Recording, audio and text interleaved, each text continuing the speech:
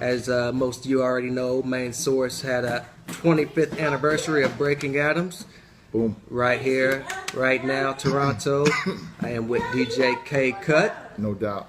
And as a fan, man, I'm just starstruck right now. But I appreciate my man inviting me over. All good. And we're going to get to the Breaking Atoms little history. How'd you get started DJing? Well, the first thing is like screwing up my mom's turntables, right? So Right. It starts from like going on her turntables and just messing around and listening to like the old 70s breaks and reggae and calypso and stuff like that, and pretty much was a fan of it, you know what I mean? And, Right. and also growing up in New York, we had like Red Alert and Chuck Chill Out, you know what I'm saying, and all those guys. So that kind of like inspired, you know, for DJing and stuff like that. So it really inspired me for DJing, you know what I mean? So that's pretty much, you know, where that started from. So you grew up in Queens or out here in Toronto? I grew up in New York. Okay. I was born. See, a lot of people thought or think that we're Canadian. We are Canadian born, but I left Canada when I was like 3 years old. Okay, so like, you know what I mean, and we went to New York. So basically, like, I grew up in New York, went to kindergarten, high school, junior high school, and all of that stuff in New York City. So that's pretty much like the history right there. I moved back to Toronto after Main Source broke up. You know what I mean? So that was the official, like, yo, you know what I mean? I'm gonna move back to the city. You know what I mean? Which Right. is now the 6th. You know what I mean? Right. So what age did you start DJing? Probably like when I was like 14. 14? Yeah. Okay. 14 years old. And where does Sir Scratch fit into this picture? So he's actually my brother. Right. You know what I mean? So we actually started at the same time DJing and, you know, messing up my mom's turntables, and you know what I mean? Okay. And basically we had the love for the same thing, and that's pretty much, you know, where that came from. Okay. So your mother managed the group? Yeah, my mom was the spearhead of the finance. She financed the whole, you know, developing of Main Source, getting us in the studio, and she just basically put her money to like the whole history. You know what I mean? So you got you and your brother. You guys are Main Source? No. Okay. Okay. Main Source started. How Main Source started was basically like a friend of mine who's Large Professor's friend.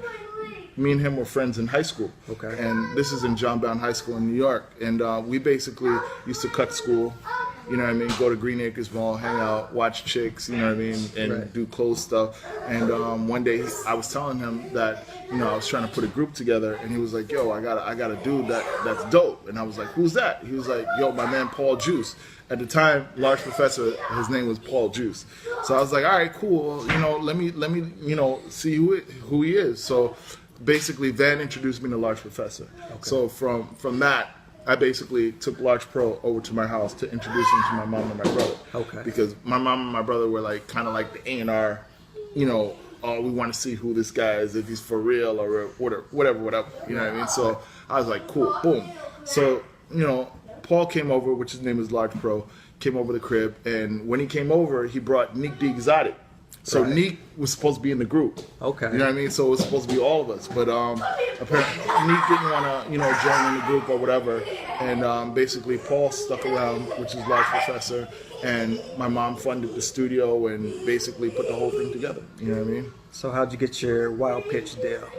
The Wild Pitch deal started from my mom actually putting out singles, right? So she put out Thinking Adam, right? Okay. And then after we put out Thinking Adam, we started to get a little buzz on the radio station, which Marley Marl started playing the record, Red Alert started playing the record, and P-Rock started playing the record, right? So from there, it was like, all right, let's release another one. So my mom, you know, sent us back in the studio, and then we came up with Large Professor and Watch Roger Do His Thing. Right. So from there, you know, my mom started doing the marketing thing where she started hiring like marketing people to market the record around the country.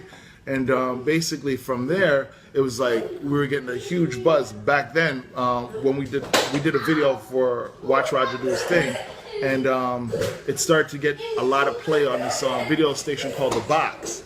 right? So from the box and us being played on different stations, people started to call my mom and inquire about the group and stuff like that. So we basically said, you know what, instead of like doing like a whole major label thing, we said let's just go with the independents, and we decided to go with Wild Pitch because Wild Pitch was like, they had like Chill Rod G, and they had like The Power, they had Gangsta at the time, so we thought that would be a dope fit, you know what I mean, for us. So we basically, Lord Finesse too. yeah, they had Lord Finesse. So at the time, that was like the street, you know what I mean, buzz. Right. So we said, you know what, let's just rock with them. So we signed with Wild Pitch, and then from there it was just like boom. Rest is history. So did everybody have like a specific job duty? Maybe somebody went to get samples, beats? I mean, we're sorry, guys. Sorry, it's all good. Sorry, it's all good. Stop. Live and uncut. Stop. This is what happens when you have kids, you know what I mean?